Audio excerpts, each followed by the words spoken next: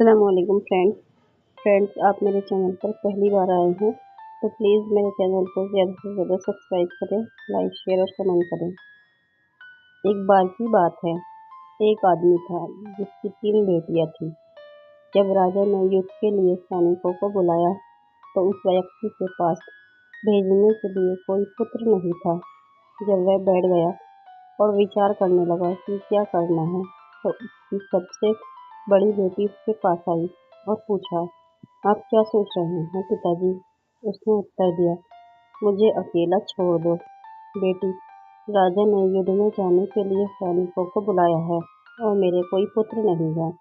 मेरे पास केवल तुम हो जिसे मैं युद्ध में नहीं भेज सकता। इस पर उसने उत्तर दिया, मेरी शादी किसी से करा दो। बाद में दूसरी बेटी ने भी यही जवाब दिया। हालांकि सबसे छोटी बेटी ने उत्तर दिया, चिंता मत करो पिताजी, मैं युद्ध में जाऊंगी। मेरे लिए एक वर्दी बनवाओ और मेरे बाल काट दो ताकि किसी को पता न चले कि मैं एक लड़की हूँ। फिर मुझे अपना घोड़ा और हथियार दे दो। उसके पिता ने वैसा ही किया जैसे उसने अनुरोध किया था और वह गांव के अन्य युवकों के लिए साथ चली गई। जिस किसी ने भी नए युवक को देखा वह आश्चर्यचकित रह गया। वे चलते गए। संयोग से उसी दिन राजा ने अपने ही पुत्र को कुलक्षेत्र द्वारा खाने के लिए शहर से बाहर ले जाने का आदेश दिया था। हर साल कुलक्षेत्र आता और कई लोगों को निगल जाता था। एक दिन कुलक्षेत्र ने कहा, यदि तुम नहीं चाहते कि मैं फिर कभी वापस आऊं तो मुझे राजा का पुत्र दे दो। इसलिए वे राजा के बेटों को कुलक्षेत्र के पास ले आए। जब लड़का नगर के बाहर आया तो नगर वासियों ने कुलक्षेत्र को उसे निगलने के लिए दौड़ते हुए देखा और वे सभी इतने भयभीत थे कि किसी ने उसकी सहायता नहीं की। लड़की ने अपनी कुदाल निकाली और उसकी सहायता के लिए आगे बढ़ी। लड़की ने कृपाल कुलक्षेत्र को मार डाला और राजा के बेटे को बचा लिया। कुलक्षेत्र के मारे जाने की खबर तुरंत राजा तक गई, जो इतना खुश हुआ कि उसने भोज व बंदूक की सलामी का आदेश दिया। जब वह युवक राजा के बेटे के साथ महल में दाखिल हुआ तो बेटे ने फुसफुसाकर कहा, मेरे पिता तुम्हें एक राज्य देंगे, लेकिन केवल उनका घोड़ा मांगो, क्योंकि वह हमारी तरह सोच और बात कर सकता है। जब वे राजा के पास पहुंचे तो उसने पूछा, आप इनाम के रूप में कौन सा राज्य लेना चाहोगे? युवक ने उत्तर दिया, मेरी एकमात्र इच्छा युद्ध में न जाना है। ठीक है, राजा ने कहा, मैं खुशी से तुम्हें सैन्य सेवा से मुक्त कर दूंगा, लेकिन तुम्हें कौन सा राज्य चाहिए?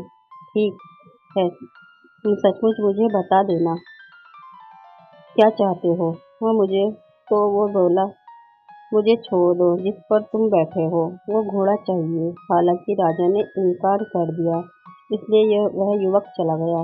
राजा के बेटे ने युवक का पीछा किया और जब लोगों ने पूछा कि वह कहाँ जा रहा है तो उसने उत्तर दिया, मैं अपने नए पिता के साथ जा रहा हूँ। उसने मेरी जान बचाई, अब वे मेरे लिए पिता तुल्य है। मेरे असली पिता मेरी अधिक परवाह नहीं करते, उनके लिए अपने पुत्र से अधिक उनका घोड़ा है, तो मेरे लिए प्रस्थान करना ही अच्छा है। जब राजा ने अपने बेटे की बात सुनी तो उसने अपना मन बदल लिया। वह उस युवक के लिए घोड़ा ले आए और उस पर एक सुनहरी काठी रख दी। वह युवक, हालांकि वास्तव में वह एक लड़की थी, हम उसे यही कहेंगे, घोड़े पर सवार हुआ और दूसरे राज्य की ओर चला गया। जब वह वहां पहुंचा तो उसने एक खंडक के सामने लोगों की भीड़ खड़ी देखी। युवक के ने घोड़े ने दूर से भीड़ देखी और अपने मालिक से पूछा, हे प्रभु, क्या आप देख सकते हैं कि वे क्या कर रहे हैं? मैं उन्हें ठीक से देख सकता हूँ, लेकिन मैं समझ नहीं सकता कि क्या हो रहा है। घोड़े ने उत्तर दिया, राजा ने यह खाई इसलिए खुदवाई है क्योंकि वह अपनी बेटी की शादी उससे करना चाहता है। जो व्यक्ति अपने घोड़े के साथ खाई कूद सकता है और सेब पकड़ सकता है, जब वह राजा की बेटी को अपनी पत्नी बना सकता है। हालांकि ऐसा लगता है जैसे अभी तक कोई भी सफल नहीं हुआ है। मैं खाई पर कूद जाऊंगा, तुम बस रुको, कसकर डरो मत और सेब पर नजर रखो। जब मैं कूदूंगा तो खाई के किनारे पर ठोकर खाऊंगा, इसलिए मेरी ख्याल पकड़ो और रुको। जैसे ही वे बात कर रहे थे, घोड़ा पास आया और फिर वह खाई की ओर दौड़ा, उस पर छलांग लगा दी। जब वह दूसरी ओर पहुंचा तो उसका एक पैर लड़खड़ा गया। युवक ने अयाल पकड़ लिया और घोड़ा फिर से हवा में उछल गया ताकि युवक सेब पकड़ने में सक्षम हो सके। हर कोई आश्चर्यचकित था क्योंकि कई लोगों ने खाई को कूदने की कोशिश की, लेकिन कोई भी सेब को पकड़ने में सफल नहीं हुआ था। राजा ने तुरंत विवाह की व्यवस्था की और अपनी बेटी का विवाह कर दिया। जब विवाह समारोह समाप्त हुआ तो दूल्हा और दुल्हन सोने चले गए। हालांकि वे दोनों लड़कियां थीं। अगली सुबह जैसा कि प्रथा है, पत्नी से पूछा गया कि उसने रात कैसे बिताई। कुछ नहीं हुआ, उसने जवाब दिया। दूसरी और तीसरी रात भी वैसा ही थी। दरबार में लोगों ने फैसला किया कि उन्हें उस युवक को मार डालना होगा, लेकिन किसी तरह उन्हें उस पर दया आ गई। मुझे पता है कि क्या करना है, एक दरबारी ने कहा। हम उसे लकड़हारे के पास भोजन लेने के लिए जंगल में भेज देंगे। जंगल में एक कुल क्षेत्र है जो आएगा और उसे खा जाएगा। हालांकि दूल्हा दरवाजे के पीछे खड़ा था और उसने सब कुछ सुन लिया था। वह अपने घोड़े के पास वापस गया और निराश होकर बैठ गया। आप अत्यधिक दुखी क्यों हैं? घोड़े ने पूछा। मुझे दुखी क्यों होना नहीं चाहिए, उसने उत्तर दिया। राजा मुझे जंगल में भेजना चाहते हैं ताकि कुलक्षेत्र मुझे खा जाए। डरो मत, घोड़े ने घोषणा की। उसका भोजन ले जाने के लिए एक गाड़ी और बैलों की एक टीम के लिए पूछो और मैं तुम्हें बताऊंगा कि जब हम वहां पहुंचेंगे तो क्या करना है। थोड़ी देर बाद ससुर ने युवक को बुलाया और उससे कहा, जंगल में जाओ और लकड़हारे के लिए कुछ खाने के लिए ले आओ। ठीक है, युवक ने उत्तर दिया, लेकिन मुझे भोजन ले जाने के लिए एक गाड़ी की आवश्यकता होगी। अंततः उसे वह दिया जिसकी उसे आवश्यकता थी और वह चला गया। रास्ते में घोड़े ने उसे समझाया, जब हम जंगल में पहुंचेंगे तो बैलों में से एक को छोड़ दो और लकड़हारे को बुलाओ। कुलक्षेत्र तुम्हारी बात सुनेगा और तुम्हें खाने के लिए दौड़ेगा, लेकिन चिंता मत करो, इसे पकड़ लो। इसे कान से पकड़कर जुए में डाल दो। घोड़े ने अभी अपनी बात पूरी नहीं की थी कि उन्होंने खुद को जंगल के बीच में पाया। युवक ने एक बैल छोड़ा और लकड़हारे को बुलाया। कुलक्षेत्र ने उसे पुकारते हुए सुना और उस पर हमला कर दिया। लेकिन युवक ने उसे कान से पकड़ लिया और बैल के स्थान पर कुएं में डाल दिया। तब वह शीघ्रता से राजा के पास लौट आए। जब नगरवासियों ने कुलक्षेत्र को जुए के नीचे देखा तो वह भयभीत हो गए, अपने घरों में छिप गए। फिर घोड़े ने युवक से कुलक्षेत्र को छोड़ने के लिए कहा, तो उसने किया। दूल्हा और दुल्हन फिर से एक दूसरे के साथ सोए, लेकिन दुल्हन ने स्वीकार किया कि उसने उसी तरह रात बिताई जैसे उसने दूसरों के साथ रात बिताई थी। इस बार दरबारियों ने कहा, हम उसे उस जंगली घोड़ी को पानी पिलाने के लिए भेजेंगे जो सभी जीवित प्राणियों को खा जाती है। वह उसे भी खा जाएगी। युवक ने फिर से सब कुछ सुना और निराश होकर अपने घोड़े के पास वापस लौट आया। उसने उससे पूछा कि वह इतना उदास क्यों है। युवक ने बताया, मैं कुलक्षेत्र से बच गया, लेकिन अब मुझे उस घोड़ी को पानी पिलाना है जो सभी जीवित प्राणियों को खा जाती है। डरो मत, घोड़े ने कहा, वह मेरी माँ है। बस राजा से 2 बाल्टी शहद मांग लो। थोड़ी देर बाद राजा ने उसे बुलाया और घोड़ी को पानी पिलाने को कहा। फिर युवक ने शहद की 2 बाल्टी मांगी, जो उसने प्राप्त कर ली और अपने घोड़े के साथ चल दिया।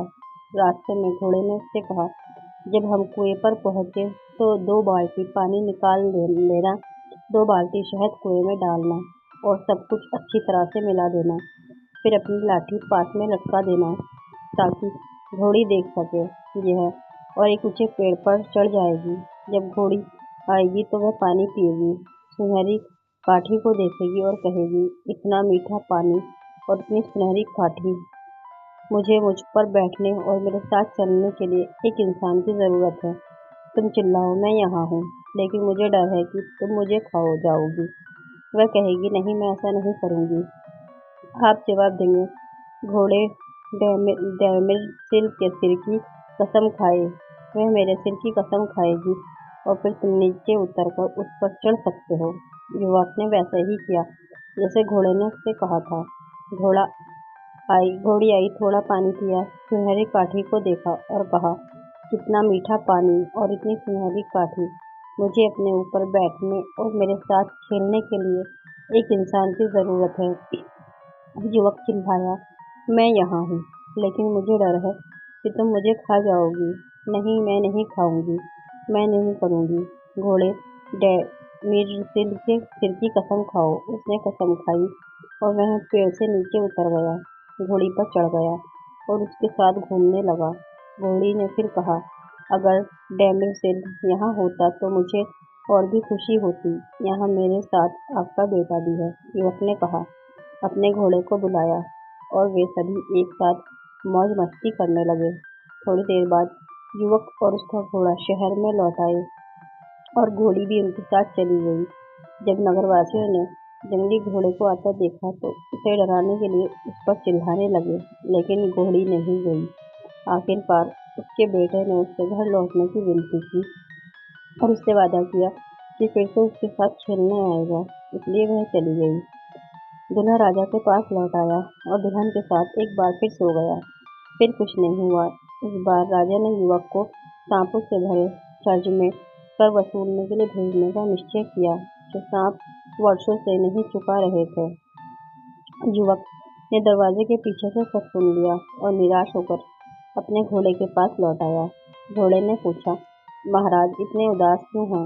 इस बार मैं सचमुच मरने जा रहा हूँ। उसने उत्तर दिया, राजा मुझे सांपों से भरे चर्च में भेजने जा रहा है। चिंता मत करो, घोड़े ने जवाब दिया। घंटियों से ढकी एक बग्घी, पैसे ले जाने के लिए कुछ गधे मांगो। युवक ने वैसे ही किया जैसे घोड़े ने कहा और उसके ससुर ने उससे कहा कि उसे चर्च जाना होगा। जब वे चले गए तो वे जंगली घोड़े को अपने साथ ले गए और घोड़ी ने युवक को समझाया कि उसे क्या करना है। मैं और मेरी माँ, घोड़े ने कहा, दरवाजों की रक्षा करेंगे और जोर जोर से ही नहाएंगे। तुम सभी घंटियों के साथ खिड़की के माध्यम से चढ़ो और उन्हें बजाओ। तब सांप चिल्लाएंगे और पूछेंगी, क्या आप देवता है? उन्हें यातना देने के लिए आए हैं। आप राजा का कर मांगना और कहना कि यदि वह कर नहीं चुकाएंगे तो भगवान उन्हें नष्ट कर देंगे। जब वे चर्च पहुंचे तो उन्होंने सब कुछ योजना के अनुसार किया। घंटियां और घोड़ों के शोर से सांप इतना डर गए कि वे पैसों का ढेर बाहर ले आए। तब तीनों घर जा रहे थे तो सांप उनके पीछे पीछे दौड़े और युवक पर हमला कर दिया, लेकिन उसे कोई नुकसान नहीं पहुंचा सके। तब उन्होंने उसे श्राप देते कहा, यदि तू जिसने हमारा धन छीना है लड़का है तो तू लड़की बन जाए, और यदि तू लड़की है तो तू लड़का बन जाए। और लड़की को अचानक एहसास हुआ कि वह एक लड़के में बदल गई थी। वे राजा के पास लौट आए और जब दूल्हा और दुल्हन अगली सुबह उठे तो युवती से जब पूछा गया तो उसने रात कैसे बिताई, उसने उत्तर दिया, आपको कोई प्रश्न पूछने की आवश्यकता नहीं है, मैंने एक अद्भुत रात बिताई है। फ्रेंड्स, आपको मेरी कहानी पसंद आई है तो मेरे चैनल को सब्सक्राइब करें, लाइक और शेयर करें।